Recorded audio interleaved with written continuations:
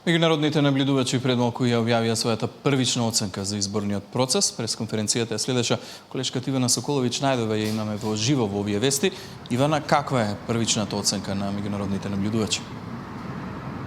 Така, Иван, ден по одржувањето на првиот круг од локалните избори, меѓународните наблюдувачи излегоа со прелиминарната оценка, која што во целост е позитивна, но со голем број на забелешки во повеќе сегменти. Со од онаа заедничка изјава која што ја има мисијата на ОПСЕ ОДИХР, представниците на Советот на Европа и Европскиот парламент, се наведува дека локалните избори биле конкурентни, а на гласачите им било возможено вистински избор од различни политички алтернативи, но сепак забележуваат дека изборите се одржале во силно поларизирано политичко обкружување, вклучувајќи тука и по етничка основа и во, како што наведуваат, атмосфера на разочараност од политиката и широко распространети перцепции на корупција.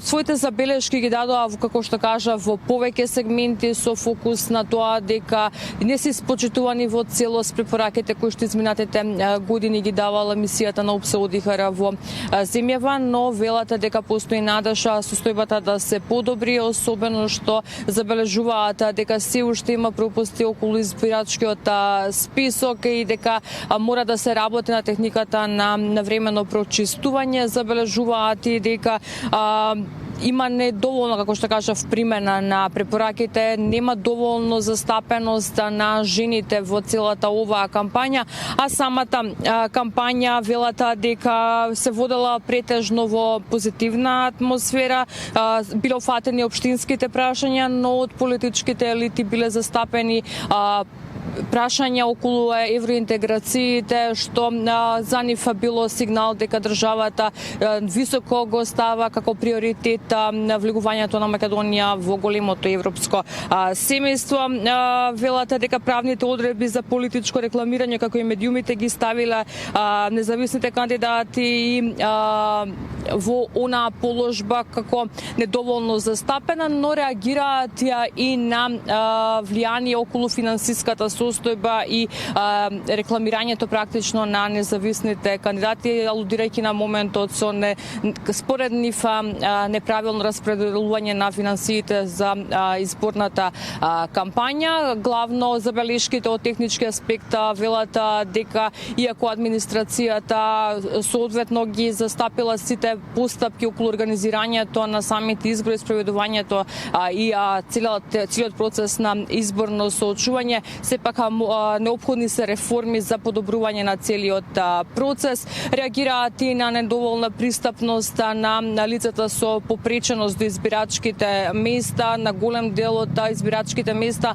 забележале дека не постојат рампи за да се оствари избирачкото право. Еве дел од забелешките кои самите представници на меѓународната наблюдувачка мисија на ОПСЕ ОДИХР, Советот на Европа и Европскиот парламент ги дадоа пред малку овде во Скопје.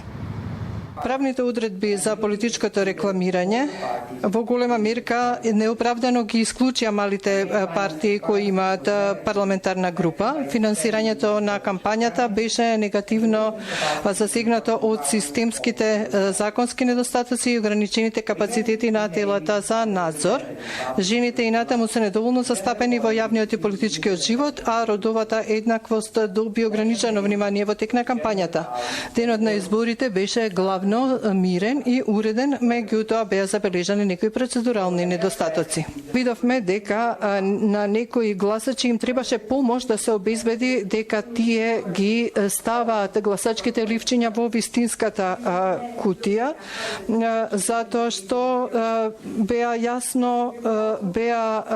доста бледи боите на различните ливчиња и препорачуваме да се погледне како оваа разлика може да биде јасна и исто така видовме со жалење дека повеќето гласачки места не беа целосно пристапни за гласачите со физички пречки и покрај постојаните напори на властите ова да го подобрат. И препознаваме дека некои од соговорниците изразија страв дека имало одредени неправилности, можна злоупотреба на државни ресурси, притисок врз јавните вработени, застрашување на гласачите гласачите и дека се во ова може повторно да се случи и во вториот круг. Забележавме некои помали неправилности во тек на процесот на пребројување, како што е неследење на пропишаниот процедурален редослед и потоа, иако операциите беа генерално транспарентни, следењето на гласачите или евидентирањето и семејното гласање беа активности што се одвиваа во речиси сите посетени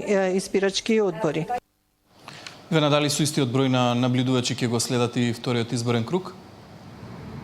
Да, Иван потврдија дека мисиите продолжуваат со наблюдување и на кампањата за вториот круг на гласање со капацитетите кои што и досега ги имаат, односно дека ќе имаат 20 постојани тимови кои што ќе наблюдуваат и на денот на избирање на гласањето повеќе од 250 краткорочни наблюдувачи ќе бидат вклучени во процесот на наблюдување на самото гласање, како и на сумирањето на резултатите.